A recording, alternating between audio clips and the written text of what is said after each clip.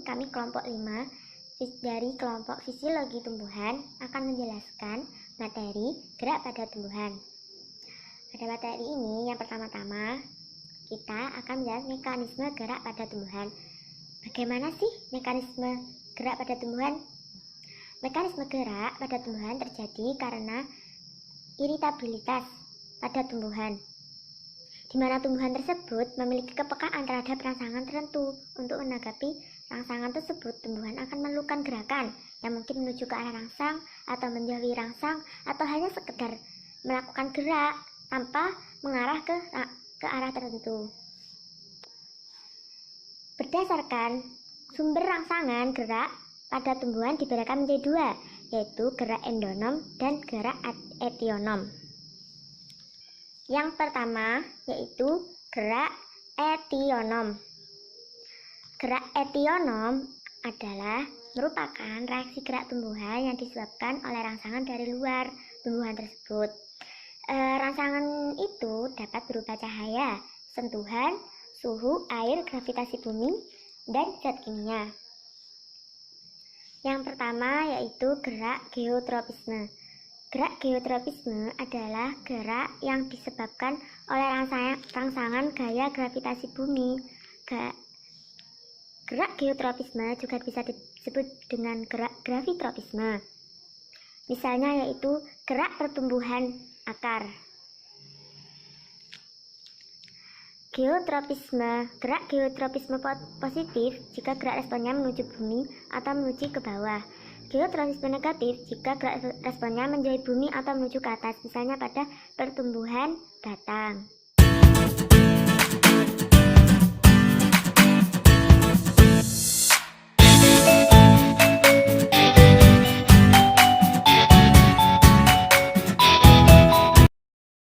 Saya akan menjelaskan tentang macam-macam tropisme. Yang pertama yaitu fototropisme. Fototropisme adalah gerak tumbuhan yang terjadi akibat pengaruh arah datangnya rangsang berupa cahaya. Contohnya pada ujung batang bunga matahari yang membelok menuju ke arah datangnya cahaya.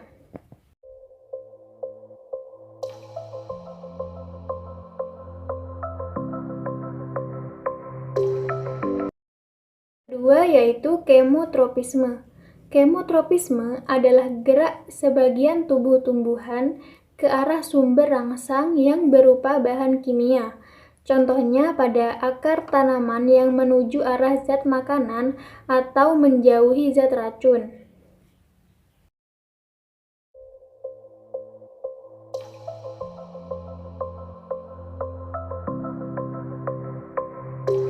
Ketiga yaitu hidrotropisme. Hidrotropisme adalah gerak bagian tubuh tumbuhan karena pengaruh air. Contohnya pada gerak ujung akar kecambah menuju tempat yang berair.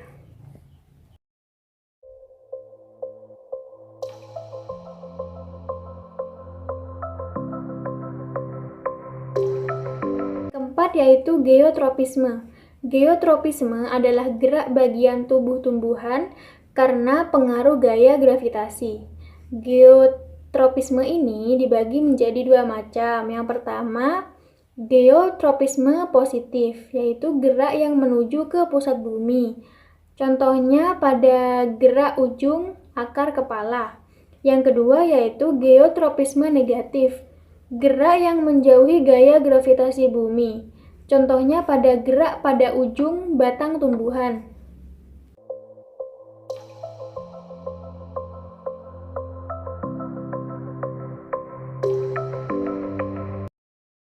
Kelima yaitu tikmotropisme. Gerak membeloknya bagian tubuh tumbuhan akibat adanya persinggungan atau sentuhan.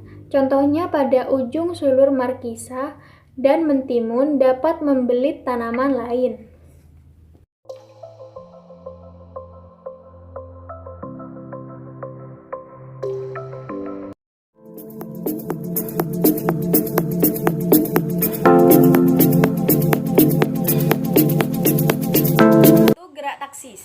Gerak taksis adalah gerak seluruh tubuh atau bagian dari tubuh tumbuhan yang dimana berpindah tempat dan arah perpindahannya dipengaruhi oleh rangsangan. Gerak taksis yang mendekati sumber rangsangan disebut taksis positif, sedangkan gerak taksis yang menjauhi sumber rangsangan disebut taksis negatif. Umumnya terjadi pada tumbuhan tingkat rendah. Gerak taksis bila ditinjau dari macam sumber rangsangannya terbagi menjadi dua, yaitu yang pertama fototaksis dan yang kedua adalah kemotaksis. Fototaksis adalah gerak taksis yang dipengaruhi oleh rangsangan yang berupa cahaya. Contohnya yaitu pada ganggang hijau yang langsung menuju cahaya yang intensitasnya sedang. Bila cahaya itu memiliki intensitas yang tinggi atau meningkat, maka akan tercapai batas tertentu dan ganggang hijau tersebut akan tiba-tiba berbalik arah dan berenang menuju cahaya, sehingga terjadi perubahan yang semula gerak fototaksis positif menjadi fototaksis negatif.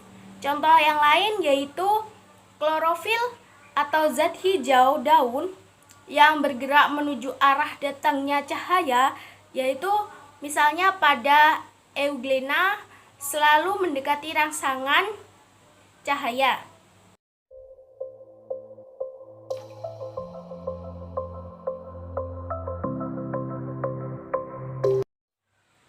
Oke, selanjutnya yaitu kemotaksis. Kemotaksis merupakan gerak taksis yang disebabkan oleh rangsangan yang berupa zat kimia. Contohnya yaitu gerak gamet jantan yang berflagela atau spermatozoid yang dihasilkan oleh antheridium lumut ke arah gamet betina atau sel telur yang berada di archegonium. Spermatozoid bergerak karena tertarik oleh sukrosa atau asam malat. Pergerakan ini terjadi karena adanya zat kimia pada sel gamet betina.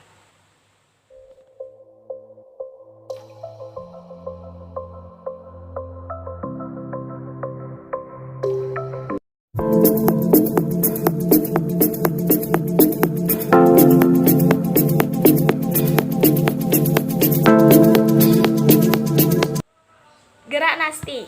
Gerak nasti berasal dari bahasa Yunani, yaitu nastos, yang berarti dipaksa mendekat.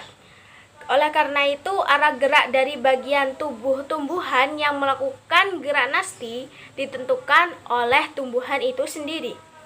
Gerak nasti adalah gerak bagian tumbuhan yang dipengaruhi oleh rangsangan, namun arahnya tidak dipengaruhi oleh arah datangnya rangsangan. Gerak nasti dapat berupa gerak tumbuh yang sifatnya permanen atau gerak variasi yang sifatnya tidak permanen atau reversible. Contohnya yaitu yang pertama, menutupnya daun putri malu dan tumbuhan Venus karena sentuhan.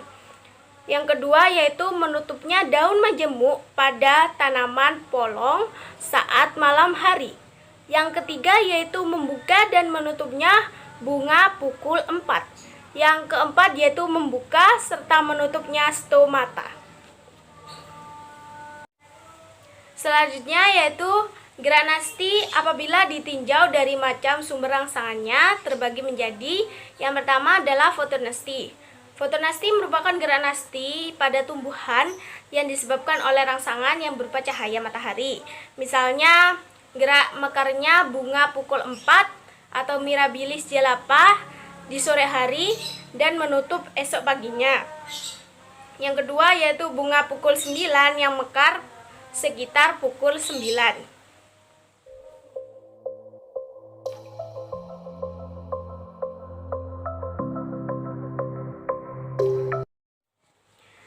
Yang kedua adalah epinasti dan hiponasti. Epinasti adalah gerak membengkok ke bawah yang biasanya terjadi pada tangkai daun sehingga posisi ujung daun membengkok arah ke tanah. Epinasti terjadi bila sel di bagian atas tangkai atau helai daun khususnya di urat pokok tumbuh, memanjang secara irreversibel lebih cepat daripada sel di bagian bawah. Pembekakan berubah menjadi hiponasti ketika sel di sisi bawah berubah tumbuh lebih cepat. Gerak ini bukan respon terhadap gerak gravitasi, karena tumbuhan yang memperlihatkan gerak nasti orientasinya bebas dari medan gravitasi, sekalipun kalau kita letakkan pada klinostat. Hal ini disebabkan oleh perbedaan jumlah auksin yang diangkut ke bagian atas dan bawah tangkai daun yang menimbulkan perbedaan pertumbuhan pada tangkai daun. Sedangkan hiponasti dapat terjadi kalau diinduksi dengan memberikan asam gibberelat atau Ga. Yang ketiga adalah termonasti. Termonasti merupakan gerak nasti yang disebabkan oleh rangsangan yang berupa suhu. Ada dua sifat dari gerak termonasti, yaitu bersifat reversibel dan permanen. Akan tetapi, mekanismenya belum diketahui secara pasti. Misalnya, pada mekarnya bunga tulip pada suhu udara sesuai. Pada bunga tulip terjadi gerak berulang, membuka dan menutupnya bunga sebagai respon terhadap perubahan suhu. Bunga-bunga tersebut mekar jika mendadak mengalami kenaikan suhu. Namun jika terjadi penurunan suhu, maka mereka akan menutup kembali.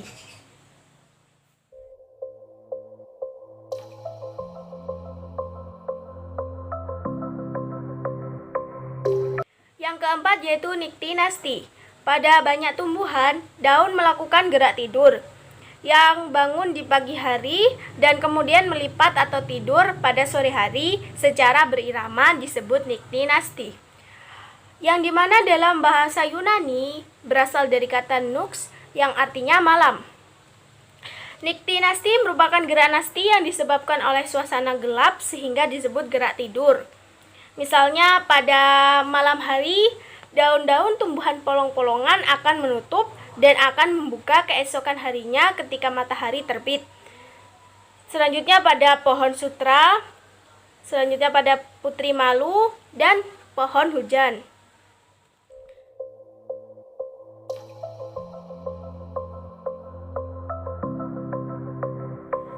Galston DKK tahun 1981 mendeteksi adanya perpindahan ion kalium dari bagian atas ke bagian bawah pulvinus dan sebaliknya.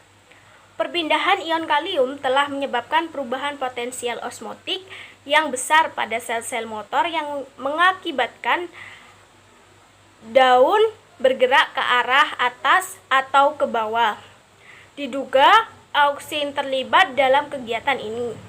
IAA yang diproduksi pada siang hari terutama diangkut ke bagian bawah petiolus. Ion kalium akan bergerak ke arah di mana memiliki kandungan IAA yang lebih tinggi.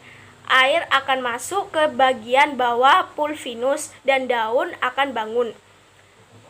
Angkutan auksin berkurang pada malam hari. Terjadi reaksi sebaliknya. Auksin yang diberikan ke bagian atas atau bagian bawah pulvinus akan menyebabkan tidur dan bangunnya daun secara berturut-turut.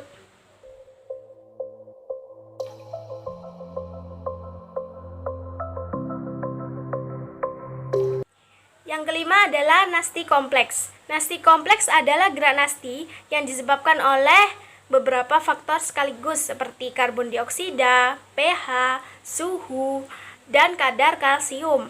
Rangsangan yang dapat diterima dapat berupa cahaya matahari, suhu, air, dan zat kimia.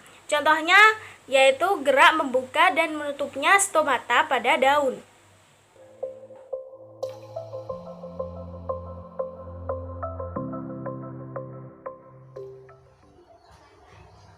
Ya, yang selanjutnya adalah hidronasti. Hidronasti adalah gerak nasti yang mencakup gerak pelipatan atau penggulungan daun. Namun, penggulungan daun terjadi akibat responnya terhadap keadaan kekurangan air dan bukan terhadap cahaya. Proses tersebut dapat mengurangi terpaan udara kering pada permukaan daun dan penutupan stomata. transpirasi berkurang sehingga bahaya penghambatan oleh cahaya juga dapat diturunkan. Gerakan pelipatan dan penggulungan daun terjadi akibat hilangnya tekanan turgor dalam sel berdinding tipis yang disebut sel membisul atau buliform. Contohnya pada rumput biru Kentucky atau nama ilmiahnya itu Poa praensis. Sel membisul tidak atau sedikit memiliki kutikula, sehingga hilangnya air melalui transpirasi berlangsung lebih cepat ketimbang sel epidermis lainnya. Ketika tekanan turgor menurun, turgiditas sel yang tetap di sisi bawah daun mengakibatkan daun terlipat. Yang selanjutnya adalah tikmonasti atau yang lebih dikenal dengan seismonasti. Tikmonasti atau seismonasti adalah gerakan nasti yang disebabkan oleh rangsangan mekanis berupa sentuhan atau tekanan. Istilah tikmonasti berasal dari bahasa Yunani, yaitu tikma yang berarti sentuhan. Gerak tikmonasti disebut juga dengan seismonasti. Contohnya itu misalnya gerak mengatupnya daun putri malu karena terkena sentuhan. Respon mengantuk seperti layu akan terjadi dalam waktu singkat sekitar 1-2 detik. Untuk kembali ke posisi semula, tumbuhan putri malu membutuhkan waktu lebih kurang 10 menit. Mekanisme gerak ini disebabkan oleh pengaruh perubahan tekanan turgor di dalam sel-sel pada persendian daun. Ya, yang selanjutnya yaitu haptonasti atau yang lebih dikenal dengan gerak perangkap. Adalah gerak nasti yang terjadi pada tumbuhan insektivora yang disebabkan oleh sentuhan serangga. Misalnya menutupnya daun tanaman kantung semar dan Venus ketika tersentuh serangga kecil. Jika seekor serangga mendarat di permukaan daun serangga tersebut terperangkap dan tidak dapat keluar.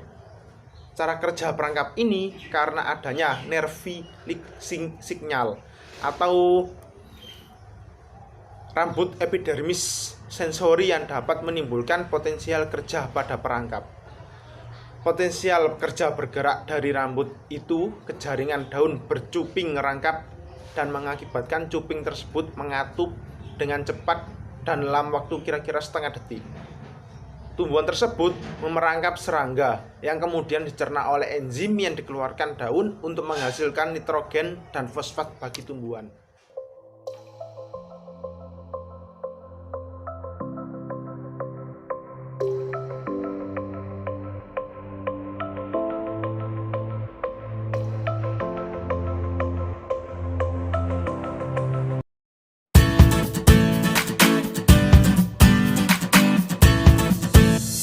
Selanjutnya itu berdasarkan sumber rangsangan, gerak pada tumbuhan dibedakan menjadi dua, yaitu gerak endonom, yang kedua yaitu gerak etionom atau esionom. Gerak endonom adalah gerak tumbuhan yang disebabkan oleh rangsangan atau faktor-faktor yang berasal dari dalam tumbuhan itu sendiri. Gerak endonom disebut juga autonom. Macam-macam gerak endonom yaitu pertama gerak nutasi, yakni suatu gerakan spontan yang tidak disebabkan adanya sebuah rangsangan dari luar. Contohnya yaitu pada gerakan aliran sitoplasma pada tanaman air Hydrilia verticillata. Yang kedua yaitu gerak higroskopis, yakni suatu gerakan pada tumbuhan yang disebabkan adanya suatu perubahan kadar air. Contohnya pada gerak pecahnya kulit buah polong-polongan yang sudah kering. Gerak higroskopis juga terjadi pada membukanya kotak sporangium, tumbuhan paku, Pteridophyta, dan tumbuhan lumut.